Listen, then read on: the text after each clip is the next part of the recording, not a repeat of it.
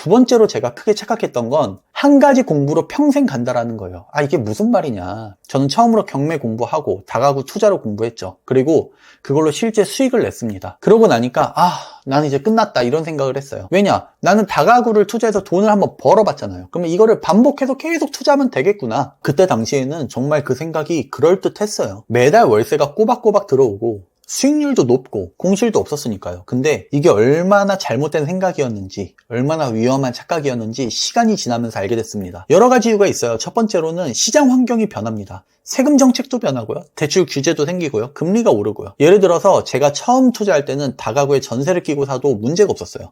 세입자들이 월세를 아까워했으니까 전세를 더 선호했죠. 그런데 지금은 상황이 달라졌습니다. 전세 사기가 터지면서 기존에 전세를 받았던 건물주들이 엄청 고생했어요. 전세입자를 내보내면서 보증금을 반환해줘야 되는데 새로운 세입자가 전세로 들어가기 무섭잖아요. 그러니까 다 월세만 찾는 거예요. 이런 식으로 시장은 계속 바뀝니다. 또 정책이 바뀌면 단순히 수익률만 흔들리는 게 아니고 전체적으로 투자 구조가 흔들릴 수도 있죠. 특히 세금 구조가 바뀌면 보유 부담이 특정 자산에서 커지잖아요. 그러면 정부의 규제에 따라서 어떤 상품이 규제 대상이 되는지, 그리고 그게 되는 순간 수요 자체가 얼어붙는 상황도 많습니다. 이런 식으로 시장 환경, 정책 이런 것들이 바뀌는 것,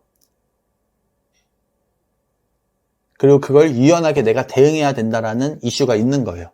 두 번째로는 내 삶 그 자체가 바뀝니다. 제 얘기를 조금 드려볼게요. 처음엔 정말 간절하게 저는 월세를 원했어요. 회사 월급 외에 수익이 들어오는 구조를 정말 갖고 싶었거든요. 그리고 투자를 했는데 성공적이었죠.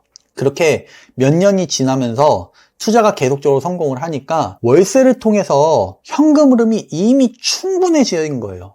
그러다 보니까 자산을 더 빠르게 불리고 싶다는 욕구가 생겨나기 시작했습니다. 현금 흐름이 충분하게 생기니까 좀 더 큰 규모의 투자를 하더라도 이제 문제가 안 될 거라는 판단도 생긴 거죠. 그때부터 저는 차익형 부동산에 관심을 갖기 시작했어요.